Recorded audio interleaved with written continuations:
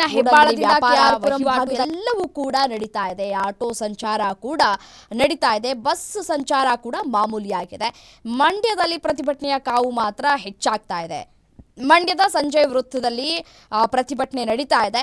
ರಸ್ತೆಯಲ್ಲಿಯೇ ಮಲಗಿ ಪ್ರತಿಭಟನಾಕಾರರು ಆಕ್ರೋಶವನ್ನು ವ್ಯಕ್ತಪಡಿಸಿದ್ದಾರೆ. ಕರವೇ ಶಿವರಾಮೇಗೌಡ ಬಣದಿಂದ ಈ ಒಂದು ಪ್ರತಿಭಟನೆ ಕೂಡ ಸಾಗ್ತಾ ಇದೆ. ಮೈಸೂರಿನಲ್ಲಿ ಮಿಶ್ರ ಪ್ರತಿಕ್ರಿಯೆ ವ್ಯಕ್ತವಾಗ್ತಾ ಇರುವಂಥದ್ದು. ಮೈಸೂರು ಜಿಲ್ಲೆಯಲ್ಲಿ ಬಂದ್ಗೆ ಮಿಶ್ರ ಪ್ರತಿಕ್ರಿಯೆ ವ್ಯಕ್ತವಾಗ್ತಾ ಇದೆ. ಬಹುತೇಕ ಸಂಘಟನೆಗಳಿಂದ ನೈತಿಕ ಬೆಂಬಲ ಮಾತ್ರ ವ್ಯಕ್ತವಾಗಿದೆ. ಹೋಟೆಲ್ ಮಾಲೀಕರ ಸಂಘ, ಖಾಸಗಿ ಬಸ್ ಮಾಲೀಕರ ಸಂಘ, ಮೈಸೂರು ಜಿಲ್ಲಾ ವಕೀಲರ ಸಂಘ ಸೇರಿ ಹಲವರಿಂದ ನೈತಿಕ ಬೆಂಬಲ ಮಾತ್ರ ವ್ಯಕ್ತವಾಗಿದೆ.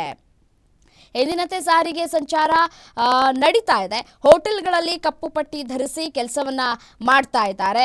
ಮೈಸೂರು ಗ್ರಾಮಾಂತರ ಬಸ್ ನಿಲ್ದಾಣದ ಬಳಿ ಕನ್ನಡ ಪರ ಸಂಘಟನೆಗಳು ಬೆಳ್ಳಂಬೆಳಗ್ಗೆಯೇ ಪ್ರತಿಭಟನೆಯನ್ನ ನಡೆಸಿದ್ವು. ಆದರೆ ಅವರನ್ನ ವಶಕ್ಕೆ ಪಡೆದುಕೊಳ್ಳುವಂತಹ ಕೆಲಸವನ್ನ ಕೂಡ ಮಾಡಿದ್ರು ಅಧಿಕಾರಿಗಳು. ಇನ್ನು ಚಿಕ್ಕಮಗಳೂರಿನಲ್ಲಿ ಕನ್ನಡ ಪರ ಸಂಘಟನೆಗಳು ಸಿಎಂ ಸಿದ್ದರಾಮಯ್ಯ, ಡಿಸಿಎಂ ಡಿಕೆ ಶಿವಕುಮಾರ್ ವಿರುದ್ಧ ತೀವ್ರ ಆಕ್ರೋಶವನ್ನ ವ್ಯಕ್ತಪಡಿಸಿದ್ದಾರೆ. ಕನ್ನಡಿಗರ ಮೇಲೆ ಹಲ್ಲೆಯಾದ್ರೂ ಈ ಸರ್ಕಾರ ಮೌನ ವಹಿಸಿದೆ. ಪೊಲೀಸರ ಮೂಲಕ ಪ್ರತಿಭಟನೆಯ ಹತ್ತಿಕ್ಕುವ ಕೆಲಸವನ್ನ ಮಾಡಲಾಗ್ತಾ ಇದೆ. ಇದಕ್ಕೆ ಮುಂದೆ ಉತ್ತರ ಸಿಗಲಿದೆ ಅಂತ ಕನ್ನಡ ಪರ ಒಕ್ಕೂಟದ ಜಿಲ್ಲಾಧ್ಯಕ್ಷ ರಾಜೇಗೌಡ ಅವರು ಕೂಡ ಆಕ್ರೋಶವನ್ನ ವ್ಯಕ್ತಪಡಿಸ್ತಾ ಇದ್ದಾರೆ. ಕನ್ನಡಿಗರ ಮೇಲೆ ದೌರ್ಜನ್ಯಗಳಾಗ್ತಾ ಇದೆ, ಕನ್ನಡಿಗರಿಗೆ ಅವಮಾನ ಆಗ್ತಾ ಇದೆ, ಆದರೂ ಕೂಡ ರಾಜ್ಯ ಸರ್ಕಾರ ತುಟಿಕ್ ಪಿಟಿಕ್ ಅಂತಿಲ್ಲ ಅಂತ ಹೇಳಿ ಆಕ್ರೋಶಗಳು ಹೆಚ್ಚಾಗ್ತಾ ಇದೆ. ಇನ್ನು ಯಾವ ರೀತಿಯಾಗಿ ಬೆಳಗಾವಿಯ ಗಡಿ ಭಾಗದಲ್ಲಿ ಕಂಡಕ್ಟರ್ ಮೇಲೆ ಹಲ್ಲೆ ಆಯಿತು ಅನ್ನೋದನ್ನ ಗಮನಿಸಿದ್ರಿ. ಮರಾಠಿ ಭಾಷೆಯನ್ನ ಬಳಕೆ ಮಾಡಬೇಕು. ಬಸ್ನಲ್ಲಿ ಸಂಚಾರ ಮಾಡ್ತಾ ಇದ್ದೀವಿ, ನಾವು ಮರಾಠಿಗರು, ನಮ್ಮ ಜೊತೆ ನೀವು ಮರಾಠಿ ಭಾಷೆಯಲ್ಲಿ ಮಾತಾಡಬೇಕು. ಟಿಕೆಟ್ ಕೇಳುವಂತಹ ಸಂದರ್ಭದಲ್ಲಿ ಕನ್ನಡದಲ್ಲಿ ಟಿಕೆಟ್ ಕೇಳಿದ್ದಾರೆ, ಟಿಕೆಟ್ ತೆಗೆದುಕೊಳ್ಳಿ ಅಂತ ಹೇಳಿ ಕನ್ನಡ ಭಾಷೆಯಲ್ಲಿ ಕೇಳ್ತಿದ್ಯಾ ನೀನು ಅಂತ ಹೇಳಿ ಆತನ ಮೇಲೆ ಹಲ್ಲೆಯಾಗಿತ್ತು, ಕಂಡಕ್ಟರ್ ಮೇಲೆ. ಸೊ ಹಲ್ಲೆ ಆಗಿದ್ದನ್ನ ಖಂಡಿಸಿ ಆಕ್ರೋಶಗಳು ಕೂಡ ಹೆಚ್ಚಾಗ್ತಾ ಇತ್ತು. ಸೊ ಅದನ್ನ ನೀವು ಕೂಡ ಗಮನಿಸಿದ್ದೀರಿ. ಹೌದು, ಈಗ ಪ್ರತಿಭಟನೆ ಮಾಡಿದ್ರೆ ಏನು, ಈಗಾಗಲೇ ಆಗಿ ಒಂದು 15-20 ದಿನ, ಒಂದು ತಿಂಗಳ ಹತ್ತತ್ರ ಆಗ್ತಾ ಬಂತು. ಈಗ ಪ್ರತಿಭಟನೆ ಮಾಡಿದ್ರೆ ಏನು ಪ್ರಯೋಜನ ಅಂತ ಹೇಳಿ ಸಾಕಷ್ಟು ಜನರು ಆಕ್ರೋಶವನ್ನ ಕೂಡ ವ್ಯಕ್ತಪಡಿಸ್ತಾ ಇದ್ರು. ಸೊ ಒಂದು ಕಡೆ ಕಂಡಕ್ಟರ್ ಮೇಲೆ ಫೋಕ್ಸೋ ಕೇಸ್ ಕೂಡ ದಾಖಲಾಗಿತ್ತು. ಆ ಒಂದು ಕೇಸ್ ಹಿಂಪಡೆಯುವವರೆಗೂ ಕೂಡ ಪ್ರತಿಭಟನೆ ಮಾಡಿದ್ರು. ಅದಾದ ನಂತರ ಹೆಣ್ಣು ಮಗಳ ಪೋಷಕರು ಒಂದು ವಿಡಿಯೋ ಹರಿಬಿಟ್ರು, ನಾವು ಫೋಕ್ಸೋ ಕೇಸನ್ನು ವಾಪಸ್ ತೆಗೆದುಕೊಂಡಿದ್ದೀವಿ ಅಂತ ಹೇಳಿ.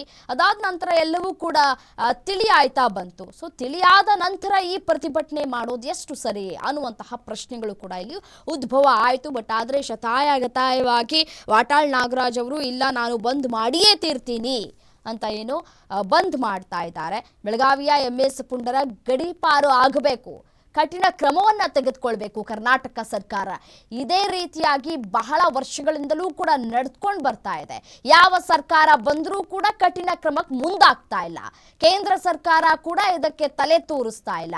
ಸೊ ಹಾಗಾಗಿ ಪ್ರತಿಭಟನೆಯನ್ನ ನಡೆಸಲಾಗ್ತಾ ಇದೆ, ಬಂದ್ ಮಾಡಲಾಗ್ತಾ ಇದೆ. ನಾವು ಬಂದ್ ಮಾಡಿಯೇ ತೀರ್ತೀವಿ ಅಂತ ಹೇಳಿ ಬಂದನ್ನ ಮಾಡಲಾಗ್ತಾ ಇದೆ. ಅಂಗಡಿ ಮುಂಗಟ್ಟುಗಳ ಅಂಗಡಿ ಮುಂಗಟ್ಟುಗಳನ್ನ ಬಂದ್ ಮಾಡಿಸುವಂತಹ ಕೆಲಸಗಳು ಕೂಡ ಆಗ್ತಾ ಇದೆ. ಯಾರಿಗೋಸ್ಕರ ಪ್ರತಿಭಟನೆ ಮಾಡ್ತಾ ಇದ್ದೀವಿ, ನೀವು ಕೂಡ ನಮಗೆ ಪ್ರೋತ್ಸಾಹ ನೀಡಿ ಅಂತ ಹೇಳಿ ಮನವಿಯನ್ನ ಮಾಡಲಾಗ್ತಾ ಇದೆ.